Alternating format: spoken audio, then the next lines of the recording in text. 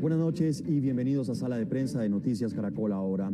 Los contactos entre el comisionado de paz y los cabecillas de una fracción de las disidencias de las FARC generaron una nueva polémica en el país. Para un sector, quienes traicionaron el proceso de paz deben responder ante la justicia ordinaria. Para otros, este acercamiento es fundamental para lograr la llamada paz total. Miremos algunas de las voces que miren el recelo en esta iniciativa. Deben someterse a la justicia ordinaria quienes incumplieron el acuerdo de paz con el Estado. No pueden volver a tener beneficios de la justicia transicional de la JEP. Hay que premiar a quienes cumplieron el acuerdo y castigar a aquellos que no, si no se enviaría un pésimo mensaje a la sociedad colombiana y frente a futuros acuerdos de paz. Pues me parece que el mensaje también es extraordinariamente dañino. Firmemos aquí porque siempre hay un repechaje. Después volvemos a discutir, reabrimos y reabrimos. Precisamente el comisionado de paz Danilo Rueda le salió al paso a las críticas y dijo que los acuerdos con las FARC se respetarán y que en el futuro todo se ajustará a la legalidad. El acuerdo de paz del Teatro Colón se cumple tal como fue acordado. Aquí no va a haber embuchados, no va a haber trampas. Se va a cumplir tal como está.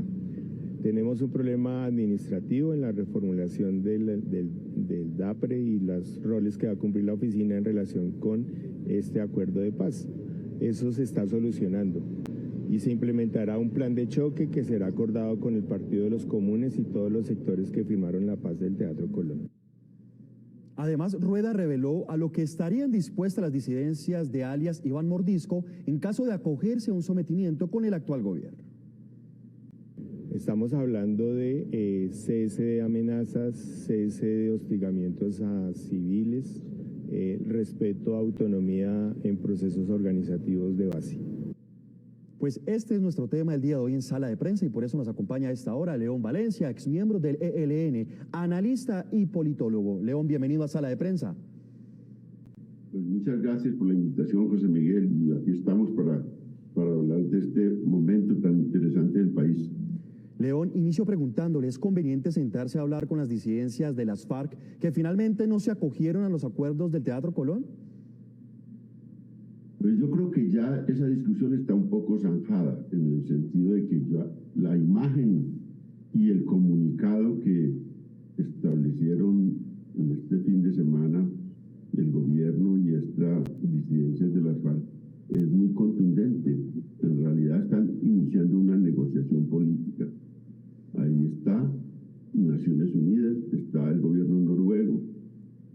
El sentido del comunicado es un sentido político y bueno, esa es la realidad. Algunos hubiésemos querido, yo entre ellos, que hubiera sido una discusión más dentro de los parámetros de sometimiento a la justicia, pero ya esa discusión yo creo que está saldada porque lo que empezaron a negociar fue la política, incluso dicen las causas objetivas de la violencia, hablan de un cese bilateral de hostilidades, hablan de un protocolo interno para tramitar, digamos, todas estas negociaciones. Recibieron una delegación y la tratan como una delegación de una fuerza FARC, dicen el Estado Mayor de las FARC. Entonces, yo creo que esa es la realidad que tenemos y hay que echarnos la bendición y empezar a trabajar con esa realidad que ya creó el gobierno o crearon entre el gobierno y las disidencias de las FARC. Estas son las disidencias fundadas por Gentil Duarte, fueron antes del acuerdo de paz, se salieron de las FARC para significar que estaban en desacuerdo con la negociación que estaban realizando las FARC en La Habana, se pusieron por fuera y se dedicaron otra vez a hostigar militarmente al Estado y sobre todo a los negocios del narcotráfico, de la minería ilegal. Han acumulado un poder importante. Petro, al saber y entender, ha abierto una puerta para negociar con estas fuerzas desde una condición política. Pero también, León, podemos recordar o tenemos que recordar que posteriormente a la creación de estas disidencias que, como usted lo mencionaba anteriormente, se crearon antes de empezar la negociación, también llegaron después alias Iván Márquez, después Santrich y muchos de los que hoy están muertos, como también es el caso de alias El Paisa. Incluso Danilo Rueda, el alto comisionado para la paz, ha manifestado que Iván Márquez también está dispuesto a hablar. Para algunos, este es un mal mensaje por no respetar los acuerdos de paz y luego ser admitidos nuevamente para renegociar. ¿Usted cree que este es un mal mensaje también para las personas que sí han acatado los acuerdos de paz y que ahora ellos pues no lo van a acatar o no lo acataron y quieren volver a renegociar? El caso de Iván Márquez y de la Nueva Marquetalia, que es otra disidencia distinta, estos de Gentil Duarte, los que fundó Gentil Duarte y ahora están en manos, o y cabeza de ellos es alias Calarcá. Esta gente es muy distinta a Iván Márquez. Incluso esta gente de las disidencias con las cuales se reunió el gobierno se negó a someterse a la conducción de Iván Márquez. Iván Márquez, cuando se retiró del acuerdo de paz, se fue a buscarlos y ellos le dijeron: no señor, usted ya firmó un acuerdo de paz con el que nosotros no estamos de acuerdo, entonces no vamos a estar bajo su mando. Y Iván Márquez es un caso excepcional en el proceso de paz en Colombia. Él ha participado en todas las negociaciones de paz de las FARC y ha firmado 2 acuerdos, porque el acuerdo del 84 él participó como aceptando ese acuerdo. En virtud de ese acuerdo se convirtió en parlamentario, hizo una labor parlamentaria, además una labor parlamentaria destacada. Luego apenas se empezaron a romper esos diálogos, se volvió al monte. Esta es la segunda vez que se va al monte, firmó un acuerdo de paz y ya era el jefe de negociador. Cuando se va al monte otra vez y desconoce el acuerdo de paz firmado con un argumento o con 2 argumentos. Un argumento era: no están cumpliendo con el acuerdo de paz. Y el otro argumento es: hay un entrampamiento, están metiendo a Santrich a la cárcel, iban también por mí y yo me voy antes de que me extraditen para Estados Unidos, como era la decisión frente a Santrich. Entonces, esa es la realidad que tenemos con esos 2 grupos, son 2 grupos distintos. Y bueno, con estos ya está hablando de una negociación política. Veremos a ver cómo el gobierno se pone frente al caso de la Nueva Marquetalia, que ha sido un grupo que han prácticamente desmembrado a punto de atentados, y bueno, ya han muerto los principales jefes.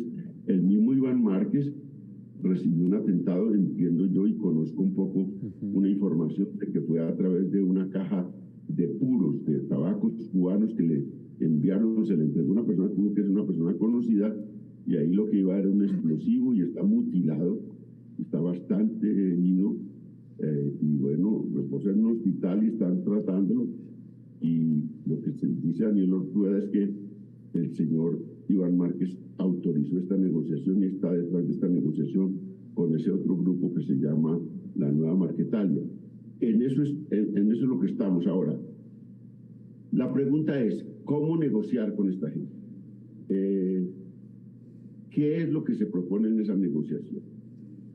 Y eso no lo sabemos todavía. Si me preguntaran a mí, no hay nada que renegociar. Si me preguntaran a mí, tanto un grupo como el otro tendría que someterse al acuerdo de paz firmado con las FARC y participar de él en el momento en que está. Ya no hay beneficios parlamentarios, ya la bancada parlamentaria que se les concedió, ya hay un proceso de reintegración adelantado.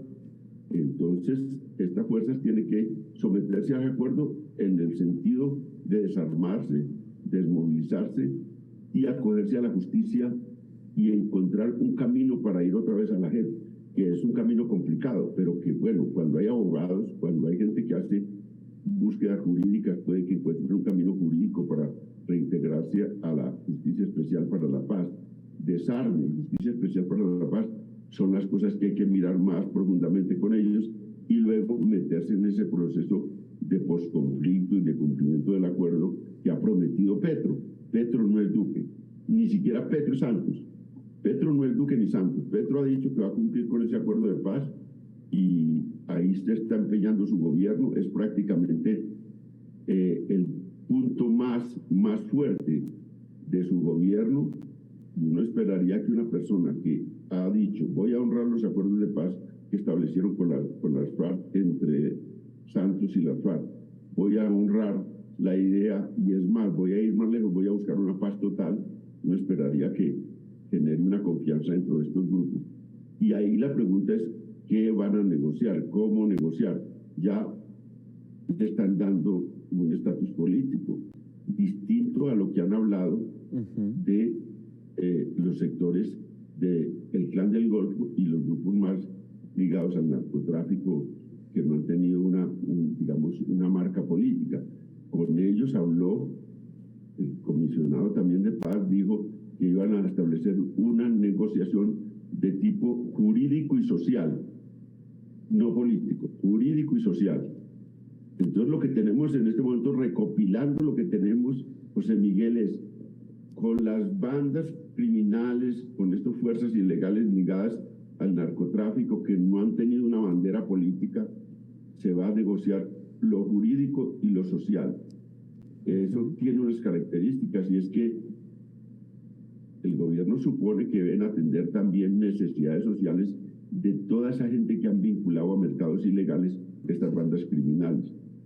Y las bandas, el núcleo básico de las bandas criminales y digamos lo que es su fuerza armada, tendrá unos incentivos judiciales para, dentro de esta idea de acogimiento, sometimiento a la justicia, y que van a abrir unos campos de acción sociales para lo que son sus bases allá.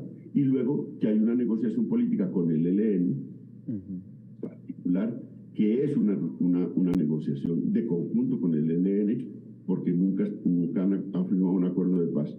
Y habrá una diferencia con estos grupos que ya su fuerza fundamental, los líderes fundamentales de esa fuerza firmaron un acuerdo con el gobierno. Uno de los firmantes y el firmante principal era Iván Márquez, que se fue con la idea de que se retiraba otra vez a las armas porque no estaba cumpliendo el acuerdo.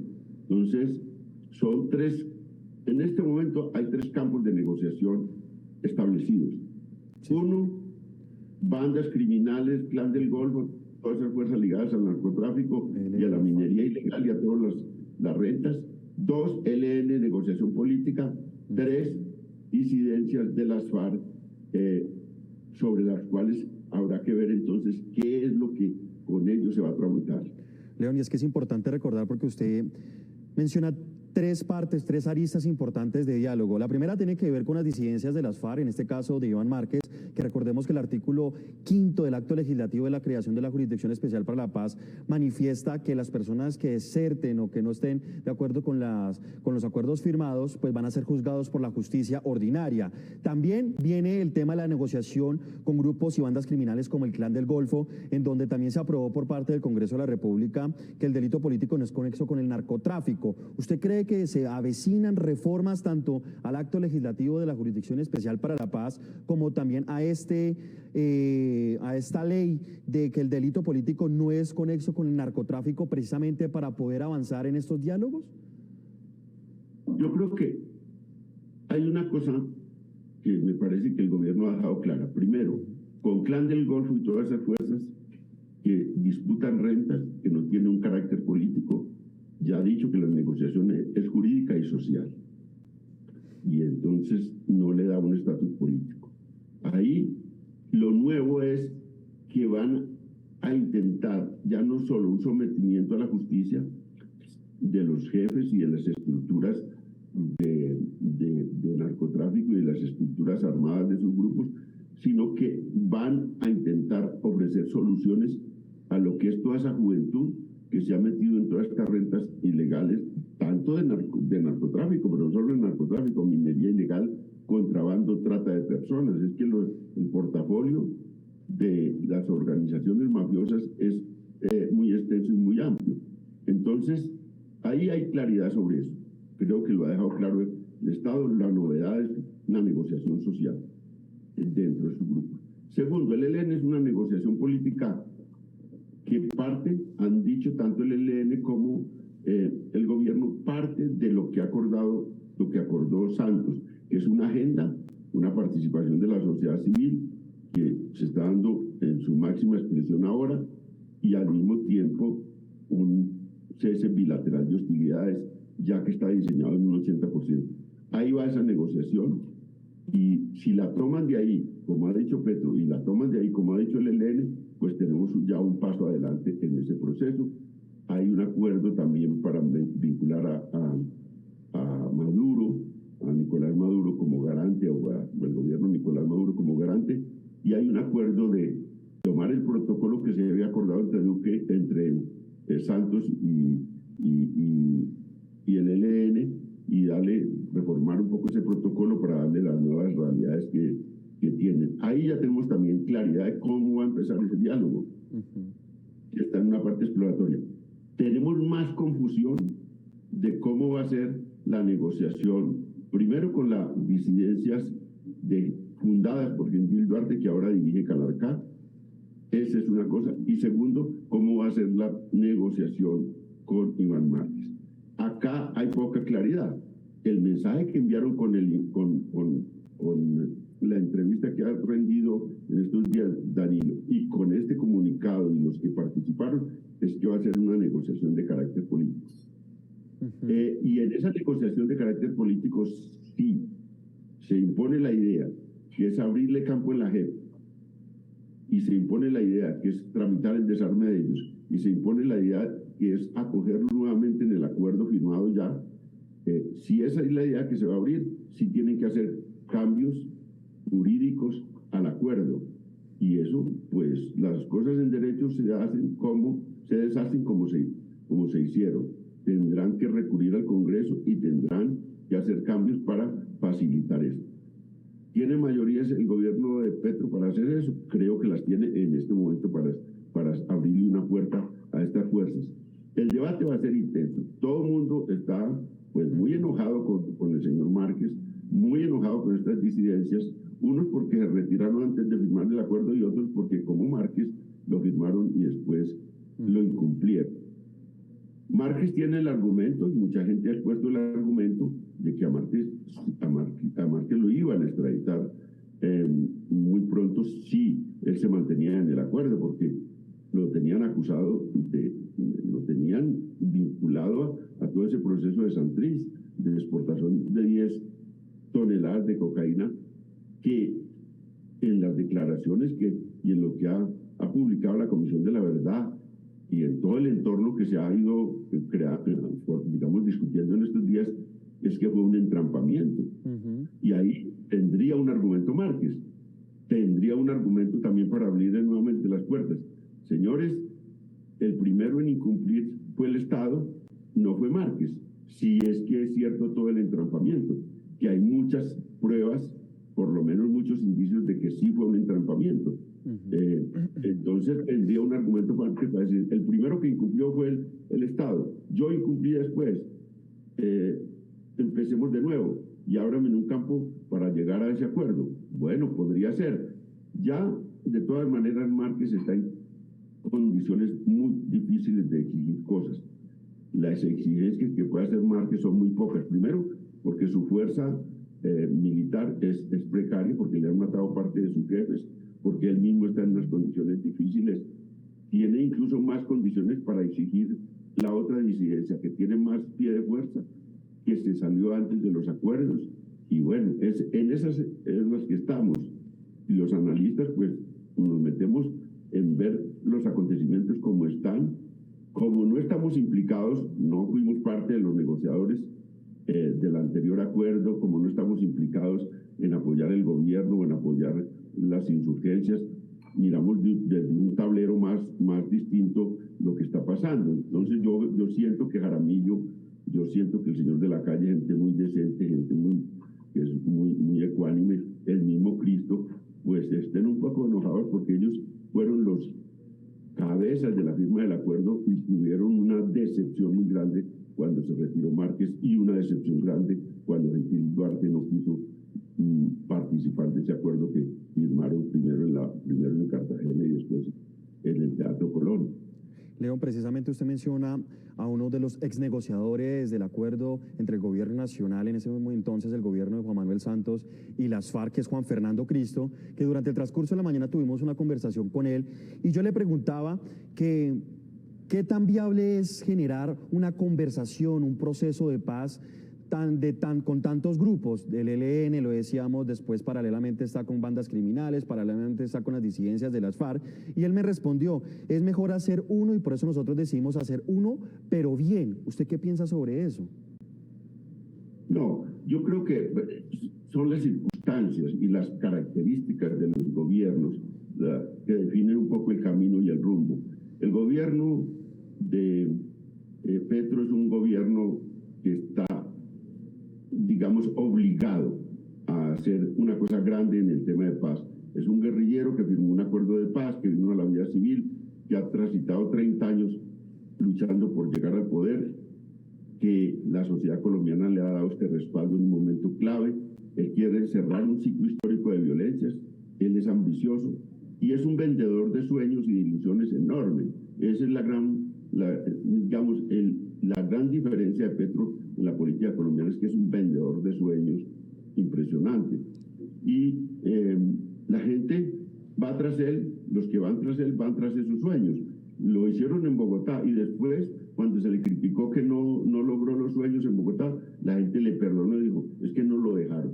Pero este señor es un reformista que va a intentar reformar la vida colombiana y eso lo tenemos que aceptar.